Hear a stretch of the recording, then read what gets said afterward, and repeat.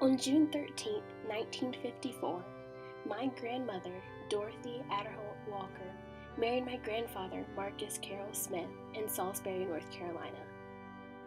My grandmother purchased a beautiful dress that she wore for $89. Since then, the dress has been worn by 3 more people, including my mother. It is a very important dress to our family because it symbolizes the wonderful marriages that have occurred. This is Dorothy Walker Smith, and she's going to talk to us about why she bought that dress. What made you buy that dress, Mom? Well, it was getting close to my wedding date in June, and here it was in the spring, and the NCAE convention was going on in Raleigh. And I happened to be a delegate? A delegate from the Kannapolis City Schools. My husband was a delegate from the Lenore City Schools. He wasn't my husband at that time, of course. My boyfriend was a delegate also. And he said one evening, "Don't you think you better start looking for a dress? You don't have it yet." And I said, "I guess probably I should." So I started looking for a shop that might sell wedding dresses. So I went to the mother-daughter shop, found this dress that I thought was just absolutely beautiful. I am not sure, but I think it was on a slight sale. But anyway, I paid $89 for it. And how many people have worn it? Is it 5? 4?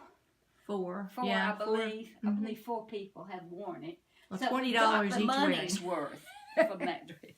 Of course, you're not talking about the headpiece, but I think I paid $35 for it. So I got a pretty good deal. So we've enjoyed the dress and have enjoyed talking about it and having fun about it. Exactly. Oh, I'm going to put it on the price so I can't see. Oh,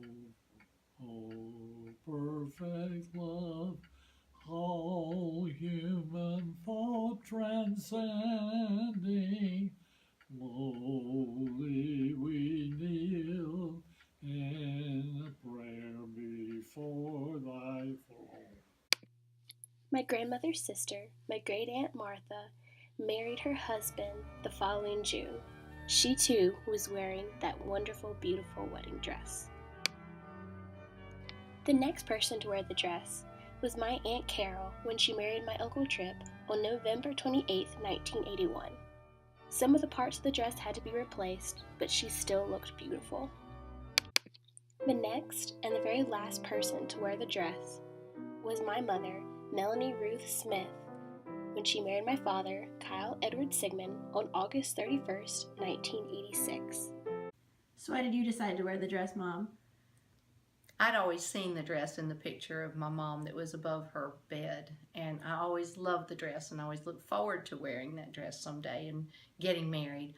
My sister had worn it 5 years earlier, and I thought that would be a really neat thing to do. We had to get this all redone. The veil it didn't make it, but we had to redo a couple of things, and then the dress looked kind of like this, except it had a poofy kind of slip up underneath it so it would stand out further, but it had a really, really long train. It did have some net that was up here, but I was allergic to it and we had to cut it out. It did go all the way up to the neck, so we cut that out, and it was a great dress. Nobody's worn it since I did, though. So Joanna, are you going to wear the dress? I might. I think it's really special that I fit into it because I'm the only kid on this side of the family that is shaped like my grandmother. But it's very, very itchy, and it's not exactly the style that people wear anymore, but Turn around. I could get some stuff done to it. It's got all these buttons. Possibly. Was it itchy when you wore it, Mom? Oh yeah, that's why we had to take that part out. And then when I was walking down the aisle, I stepped on it and it kind of jerked it and it about came down. So that was not a good thing.